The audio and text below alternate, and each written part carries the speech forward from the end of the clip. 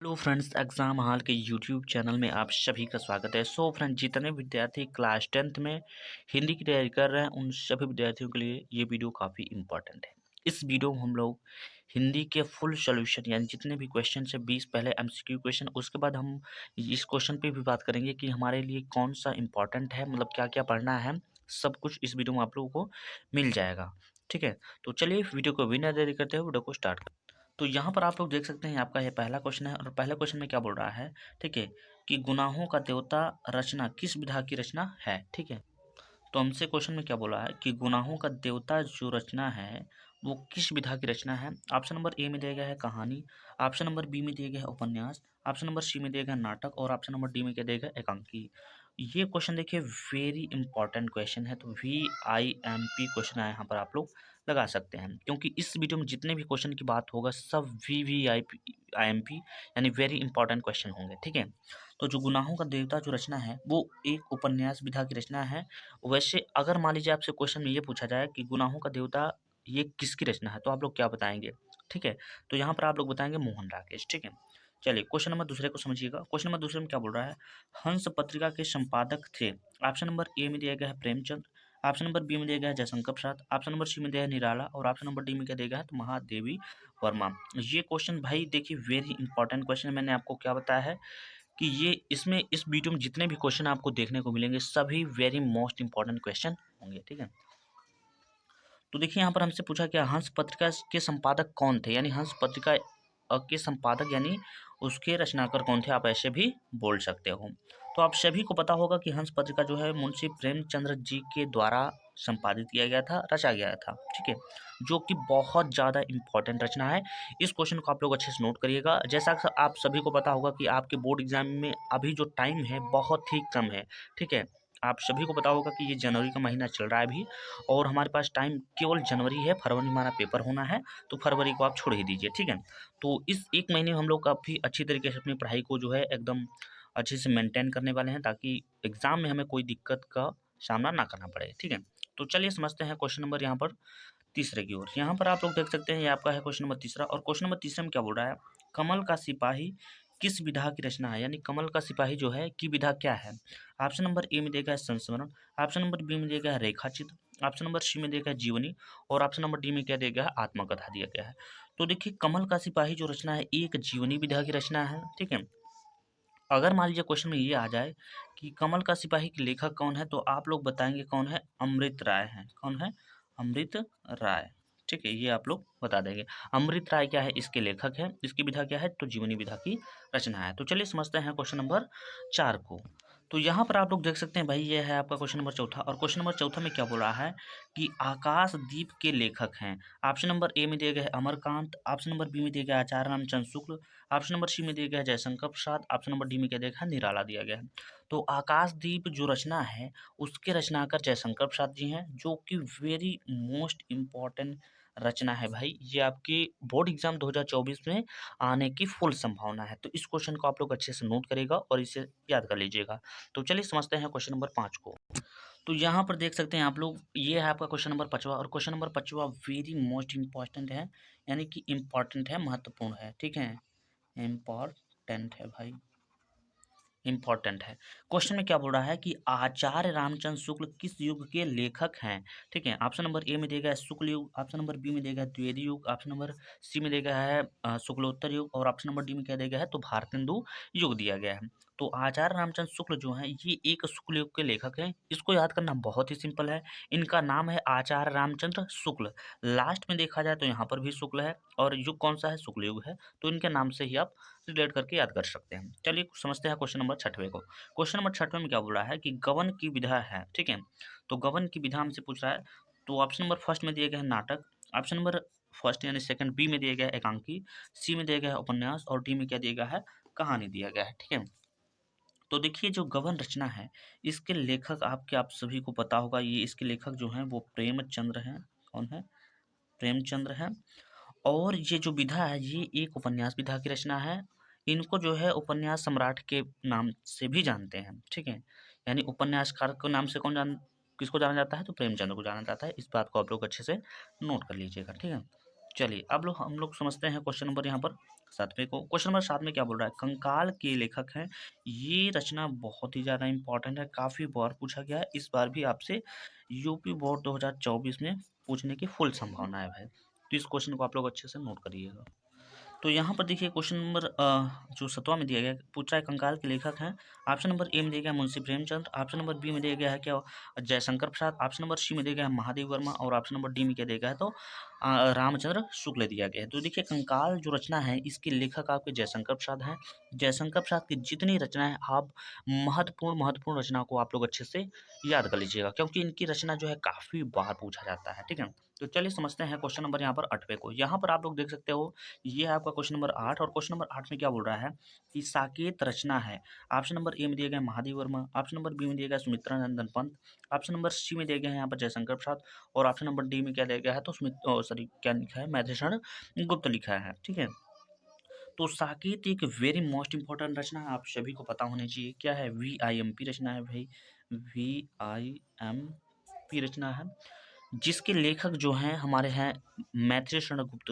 इनकी रचना काफ़ी बार पूछा जाता है, तो इनकी रचना को आप लोग अच्छे से पढ़ लीजिएगा। ठीक है, तो चलिए समझते हैं क्वेश्चन नंबर यहाँ पर 9 यानी 9 की क्वेश्चन को। तो क्वेश्चन नंबर 9 में क्या दिया गया है, महादेव वर्मा कवयित्री हैं, यानी महादेव वर्मा जो है ये कवित्री है, किस युग की है।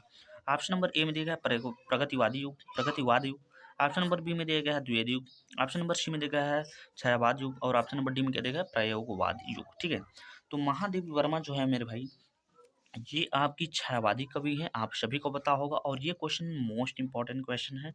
ठीक है, मोस्ट इम्पॉर्टेंट है। ठीक है, तो ये क्वेश्चन जो है काफ़ी ज़्यादा महत्वपूर्ण है, तो इस क्वेश्चन को काफ़ी अच्छे तरीके से नोट करिएगा। ठीक है, और इसे याद भी करना है। तो चलिए समझते हैं क्वेश्चन नंबर 10 को। यहाँ पर देख सकते हैं, ये आपका है क्वेश्चन नंबर 10वां, यहाँ पर नंबरिंग किया गया है। तो क्वेश्चन नंबर 10 में क्या बोल रहा है, आधुनिक काल की समय सीमा है। ऑप्शन नंबर ए में देगा 1938 तक, ठीक है, ईस्वी तक, ऑप्शन नंबर बी में देगा 1936 1943 ईस्वी तक, और ऑप्शन नंबर सी में देगा 1918 से 1950 ईस्वी तक, ऑप्शन नंबर डी में देगा 1843 ईस्वी से अब तक। तो ये क्वेश्चन बहुत ही ज़्यादा महत्वपूर्ण है भाई, इंपॉर्टेंट क्वेश्चन है। ठीक है, तो ये क्वेश्चन बहुत ही ज़्यादा इंपॉर्टेंट है भाई, इसको अच्छे से याद करिए, क्योंकि जो समय सीमा के क्वेश्चन होते हैं वो 100% एक या दो क्वेश्चन आपको यहाँ पर देखने को मिलेगा। तो इस क्वेश्चन का जो करेक्ट आंसर हो जाएगा वो हो जाएगा ऑप्शन नंबर डी, यानी कहने का मतलब जो आधुनिक की समय सीमा है वो 1843 से अब तक मानी जाती है। तो चलिए समझते हैं क्वेश्चन नंबर 11 को। यहाँ पर आप लोग देख सकते हैं, ये आपका है क्वेश्चन नंबर 11, और क्वेश्चन नंबर 11 में क्या बोल रहा है, हास्य रस का स्थायी भाव है। ठीक है, ऑप्शन नंबर ए में दिया गया है रति, ऑप्शन नंबर बी में दिया गया है हास, ऑप्शन नंबर सी में दिया गया है निर्वेद, और ऑप्शन नंबर डी में क्या दिया गया है, विस्मय दिया है। तो इसके हास्य मतलब होता है हंसी, और हास्य का स्थायी भाव क्या हो जाएगा, तो हास हो जाएगा। हास्य रस का स्थायी भाव क्या होता है, हास ही हो जाता है। और ये देखिए रस से भी एक क्वेश्चन आपको स्थायी भाव से पूछा जाएगा। ठीक है, तो इस टाइप के क्वेश्चन को आप लोग अच्छे से पढ़ लीजिएगा। ठीक है, जिस विद्यार्थी को अभी तक कुछ भी नहीं पढ़ा है, वो अगर ये बहुविकल्पी यहाँ पर 20 क्वेश्चन इसका देख ले, आगे और बताएंगे उसको भी पढ़ लेगा, तो उसका जो है हिंदी में काफ़ी अच्छा नंबर आ जाएगा। तो चलिए समझते हैं क्वेश्चन नंबर 12 को।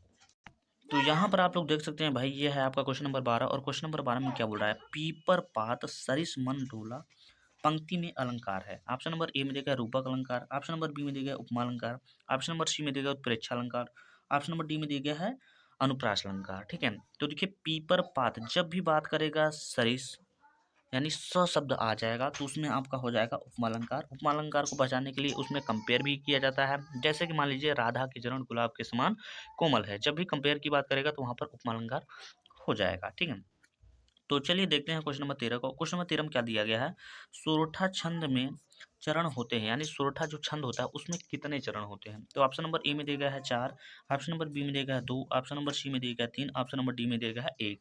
तो आप सभी को पता होगा सोरठा में जो है 4 चरण होते हैं, यानी ऑप्शन नंबर इसका जो ए वाला है वो करेक्ट ऑप्शन हो जाएगा। तो चलिए समझते हैं क्वेश्चन नंबर यहाँ पर 14 को। क्वेश्चन नंबर 14 में क्या बोल रहा है, उपदेश शब्द में प्रयुक्त उपसर्ग है। तो देखिए उपसे उपसर्ग होता क्या है, जो शब्द के प्रारंभ में यानी शुरुआत में जुड़ता है। तो यहाँ पर क्या जुड़ा है, उप। तो उप जो हमारा है ऑप्शन नंबर सी में देगा, तो ऑप्शन नंबर सी इसका करेक्ट ऑप्शन हो जाएगा। तो चलिए समझते हैं क्वेश्चन नंबर यहाँ पर 15 को।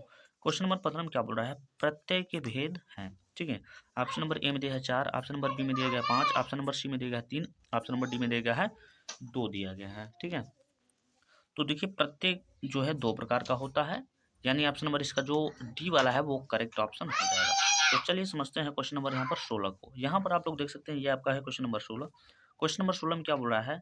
हानि लाभ में समास है। ऑप्शन नंबर ए में दिया गया द्वंद्व समास, ऑप्शन नंबर बी में दिया गया है कर्मधारय समास, ऑप्शन नंबर सी में दिया गया द्विगु समास, ऑप्शन नंबर डी में क्या देगा बहुब्रीहि समास। तो हानि और लाभ में कौन सा समास हो जाएगा? आपका द्वंद्व समास हो जाएगा, जो कि वेरी मोस्ट इंपॉर्टेंट समास है। समास आपको 2 ही पढ़ने हैं, एक द्वंद्व समास, एक द्विगु समास, ठीक है।